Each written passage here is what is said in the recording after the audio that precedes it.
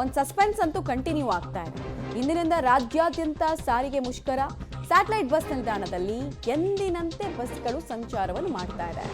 KSRTC BMTC ಬಸ್ಗಳಲ್ಲಿ ಪ್ರಯಾಣಿಕರು ಸಂಚಾರವನ್ನು ಮಾಡ್ತಾ ಇದ್ದಾರೆ. ಇಲ್ಲಿ ಯಾವುದೇ ಪ್ರಾಬ್ಲಮ್ ಸದ್ಯಕ್ಕೆ ಕಾಣಿಸ್ತಾ ಇಲ್ಲ, ಯಾಕಂದ್ರೆ ರಾತ್ರಿ ಪಾಳಿಯ ಬಸ್ಗಳು ಇನ್ನೂ ಆಪರೇಷನಲ್ ಇದೆ. ಬೆಳಗಿನ ಜಾವದ ಬಸ್ಗಳು ಇನ್ನೂ ಫೀಲ್ಡಿಗೆ ಇಳಿದಿಲ್ಲ, ಅಂದರೆ ಆ ಶಿಫ್ಟಿಗೆ ಬರೋರು ಇನ್ನೂ ಕೂಡ ಬಂದಿಲ್ಲ. ನೈಟ್ ಡ್ಯೂಟಿನಲ್ಲಿ ಯಾರಿದ್ರು ಅವ್ರು ತಮ್ಮ ಕೆಲಸನ ಅಚ್ಚುಕಟ್ಟಾಗಿ ಚಾಚು ತಪ್ಪದೆ ಮಾಡಿದ್ದಾರೆ. ಬಟ್ 7:37 ಆದ ನಂತರ ಏನಾಗುತ್ತೆ ಅನ್ನೋದು ಒಂದು ಕುತೂಹಲ ಅಂತೂ ಇದ್ದೇ ಇದೆ. 7 ಗಂಟೆ ನಂತರ ಕೂಡ ಸಾರಿಗೆ ಮುಷ್ಕರ ಎಫೆಕ್ಟಿವ್ ಆಗಿ ಆಗುತ್ತಾ, ಸರ್ಕಾರಕ್ಕೆ ನಿಜವಾಗ್ಲೂ ಬಿಸಿ ಮುಟ್ಟುತ್ತಾ ಅನ್ನೋದು ಒಂದು ಪ್ರಶ್ನೆ. ಆಮೇಲೆ ನಿಮಗೆ ಇನ್ನೊಂದು ಅಡಿಷ್ನಲ್ ಇನ್ಫಾರ್ಮೇಷನ್ ಏನಪ್ಪ ಅಂದರೆ, ಈ ಒಂದು ದಿನ ಬಸ್ ಸ್ಟ್ರೈಕ್ ಮಾಡೋದ್ರಿಂದ 22ರಿಂದ 23 ಕೋಟಿಯಷ್ಟು ಲಾಸು ಸರ್ಕಾರದ ಬೊಕ್ಕಸಕ್ಕೆ ನೇರವಾಗುತ್ತೆ. 23ರಿಂದ 24 ಕೋಟಿ ಅಂದಾಜು.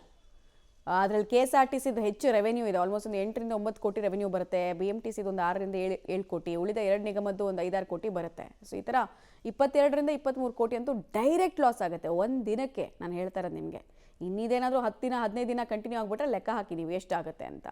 ಸೊ ಸರ್ಕಾರಕ್ಕೂ ಕೂಡ ಇದು ಇಕ್ಕಟ್ಟೆ. ಡೀಟೇಲ್ಸ್ ಕೊಡ್ತಾರೆ ಉಮೇಶ್, ನೀವಿರುವಂತಹ ಜಾಗದಲ್ಲಿ ಸದ್ಯದ ಪರಿಸ್ಥಿತಿ ಹೇಗಿದೆ? ಮುಷ್ಕರದ ಬಿಸಿ ತಟ್ತಾ ಇದೆಯಾ ಸಾರ್ವಜನಿಕರಿಗೆ? ಬಂದಂಥವ್ರಿಗೆ ಈ ಮುಷ್ಕರದ ಬಗ್ಗೆ ಮಾಹಿತಿ ಇದೆಯಾ? ಏನು ಹೇಳ್ತಾರೆ ಪ್ರಯಾಣಿಕರನ್ನ ಮಾತಾಡಿಸಿದಾಗ? ಮಮತಾ, ಇಂದಿನಿಂದ ಶುರುವಾಗಿರುವಂಥ ಸಾರಿಗೆ ನೌಕರರ ಮುಷ್ಕರಕ್ಕೆ ಈಗ ನಾನೀಗ ಬೆಂಗಳೂರಿನ ಸ್ಯಾಟಲೈಟ್ ಬಸ್ ನಿಲ್ದಾಣದಲ್ಲಿರುವಂಥದ್ದು.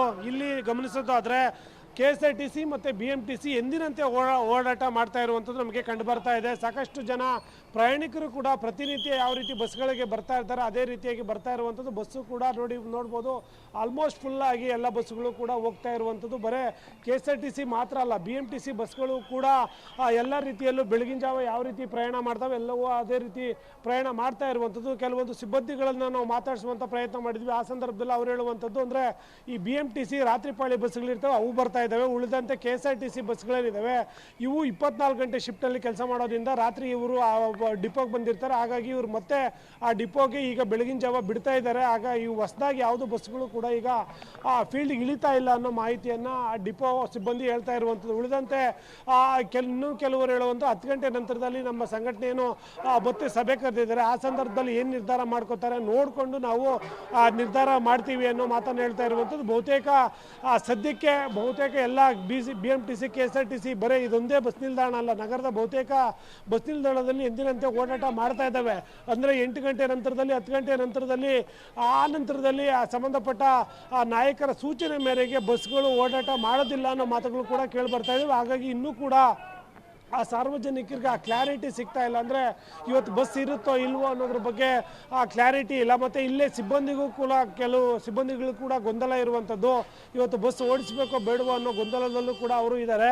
ಹಾಗಾಗಿ ಸದ್ಯಕ್ಕೆ ಯಾವುದೇ ರೀತಿಯ ಆ ಬಂದ್ ಬಿಸಿ ಸಾರ್ವಜನಿಕರಿಗೂ ತಟ್ಟಿಲ್ಲ ಮತ್ತು ಇಲ್ಲಿ ಕೆಲಸ ಮಾಡುವಂಥ ಸಿಬ್ಬಂದಿಗೂ ಕೂಡ ತಟ್ಟಿಲ್ಲ. ಹಾಗಾಗಿ ಎಂದಿನಂತೆ ಆ ಬಸ್ಗಳ ಓಡಾಟ ಮುಂದುವರಿತಾ ಇರುವಂಥದ್ದು. ಮಮತಾ, ಓಕೆ, ಹಾಗೆ ಸಂಪರ್ಕದಲ್ಲಿ ಉಮೇಶ್ ವಾಪಸ್ ಬಂದೆ. ಸದ್ಯಕ್ಕೆ ಇದು ಸ್ಯಾಟಲೈಟ್ ಬಸ್ ನಿಲ್ದಾಣದ ಚಿತ್ರಣ. ಇಲ್ಲಿ ಯಾವುದೇ ರೀತಿಯಾಗಿ ಈ ಮುಷ್ಕರದ ಬಿಸಿ ಸಾರ್ವಜನಿಕರಿಗೆ ಇಲ್ಲಿ ತನಕ ತಟ್ತಾ ಇಲ್ಲ. ನಾವು ಅದೇ ಹೇಳ್ತಾ ಇದ್ವಲ್ಲ, 7 ಗಂಟೆ ನಂತರ ನಮಗೊಂದು ಕ್ಲಿಯರ್ ಪಿಕ್ಚರ್ ಸಿಕ್ಬಿಡುತ್ತೆ. ಇನ್ನೊಂದು 3/4 ಗಂಟೆ ಕಾಯ್ಬೇಕಷ್ಟೇ. ಸಾರಿಗೆ ನೌಕರರಿಗೂ ಕೂಡ ಒಂದು ಗೊಂದಲ ಇದೆ, ಗಾಡಿ ತೆಗಿಬೇಕಾ ಆಚೆ ಇಲ್ವಾ, ಶಿಫ್ಟಿಗೆ ಹಾಜರಾಗಬೇಕಾ ಇಲ್ವಾ ಅಂತ. ಸರಿಯಾಗಿ ಒಂದು ಕಮ್ಯುನಿಕೇಷನ್ ಪ್ರಾಬ್ಲಮ್ ಕೂಡ ಇದೆಯಾ ಮುಷ್ಕರ ನಡೆಸ್ತಾ ಇರೋ ಸಂಘಟನೆಗಳ ಮಧ್ಯೆ ಅನ್ನೋದು ಒಂದು ಪ್ರಶ್ನೆ ಇದೆ.